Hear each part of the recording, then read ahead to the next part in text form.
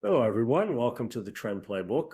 The United States of America is at a real risk of another credit rating downgrade. And if that happens, then there's going to be financial consequences for we, the people. So the three largest credit rating agencies are S&P, Moody's, and Fitch. AAA is the highest score. So this is considered investment grade of the highest quality. So a country is going to receive a AAA credit rating by demonstrating their ability to meet their financial commitments. And rightfully so.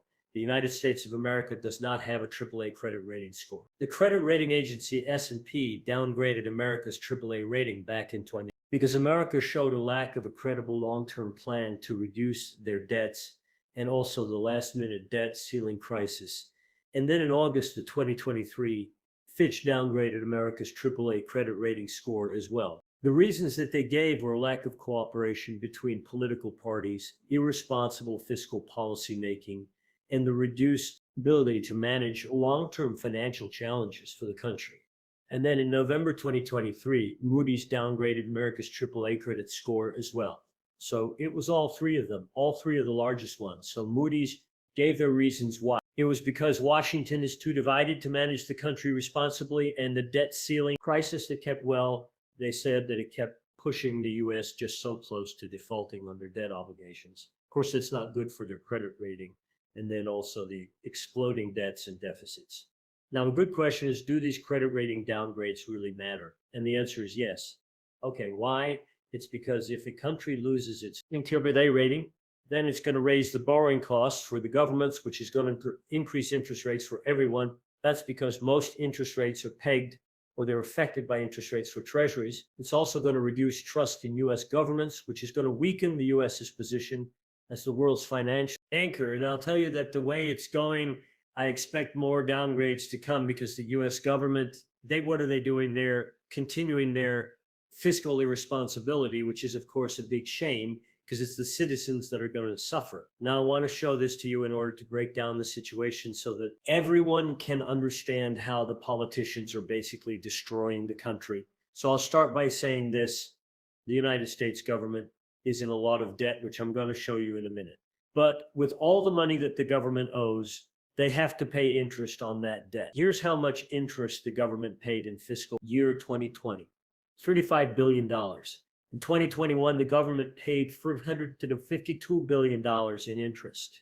In 2023, they spent $59 billion in interest payments. In 2023, they spent $59 billion in interest payments. In 2024, they spent $81 billion in interest. In fiscal year 2025, they spent $970 billion in interest payments. And you have to keep in mind that the US collected five months through $1 trillion in total revenue. So they basically took in about $5 trillion, and they're spending $1 trillion, about 20% of their entire collections on interest payments. And you see how it's rapidly growing. I mean, it's just out of control. Like, what's it going to be next year? This is straight from the US Treasury's website.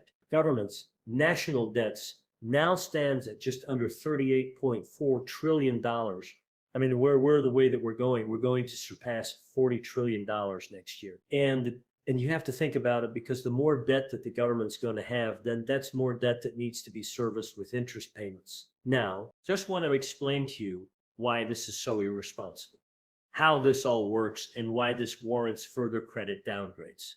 Okay, so the US government is in debt $38.4 trillion, right? But the good question that a lot of people don't ask is, so who's going to repay all that money? Who's going to repay that debt? You know, of course, it's the federal government's obligation, right? But where is the money going to come from? So in this part, I want to explain to you how it works. Now let's pretend that the US government has no debts and they have no surplus. So let's pretend that the government has a clean slate, okay? So it's just starting from zero. And let's say that the government wants to go to war, let's say with China or Russia or Iran or Venezuela, or it could be a proxy war. And you take your pick. And let's say that the US government needs $2 trillion for that to happen. So they issue bonds, which are like IUS, and they get $2 trillion to fund the war from whoever buys the treasury bonds, right? Okay, who's going to pay that $2 trillion back? Well, if you think about it, the government's main form of revenue is from taxes, right? So the US government's going to have to tax the citizens $2 trillion to pay that money back, the $2 trillion that they borrowed for the war. So they're putting the liability on us, we the people. So this is our money, and they're basically being bad stewards of our money. So essentially, this 38.4 trillion that the US government owes, it is a financial liability that they've created for you and me and future generations. That's why people say that this debt is a burden for our children, for our future generations. But listen, like when I think about the situation, personally, I don't know about you, but I'm not paying that money back. Like I pay taxes, I pay my fair share, but that 38.4 trillion, I mean, that's not on me. Like, good luck with that one. Now, let's talk about why another downgrade is coming. It's basically inevitable. At least that's my opinion, but it's going to happen. So the rating agency, they don't look at just the debts. They don't look at just the debt levels. They look at behavior. They look at patterns. They look at whether the government is capable of acting responsibly. And right now, America is showing all the red flags that lead to another downgrade. So first of all, we have rising deficits every single year. I mean, we don't balance the budget. We don't even pretend to balance the budget anymore. We've been accustomed to it. It's like expected, like it's no surprise. The second thing is exploding interest costs, which you've seen. Interest is now one of the largest expenses in the entire federal budget. A third reason is the political dysfunction. It doesn't matter if you're Republican or Democrat or independents or neither. I mean, you see it for yourself. Congress is more divided than ever. They can't agree. They can't even agree on basic funding. We had the longest government shutdown ever, and that just ended recently. The fourth reason is that there's no long-term plan for Social Security and Medicare. I don't know if you know this, but the Social Security system is on track to go insolvent in 8 years, and nobody's doing anything about it. And the fifth reason is that debt is growing faster than the economy. And this is the single biggest predictor of sovereign debt crisis, and it's happening right now. So I'll tell you this, if the United States of America were to get downgraded again, then the consequences could be severe. So here are some examples, like mortgage interest rates, they could jump up, car loans would get more expensive, business borrowing would slow down, stock market volatility would increase, treasury auctions, they could start failing, buyers could further reduce their purchases, and the Federal Reserve might have to step in, which means, of course, more money printing. And yet to remember that if the US, I'm really talking about central banks, I'm talking about the Federal Reserve, if they start printing money as a last resort, then that's going to lead to higher inflation, weaker purchasing power, a weaker dollar, and more financial inequality. So it's going to be a vicious cycle. The most important question is, can the US fix this? Like, is this situation salvageable? And here's the tough truth that there are only three ways to fix this. So the first way is going to be to cut spending, cut fiscal spending.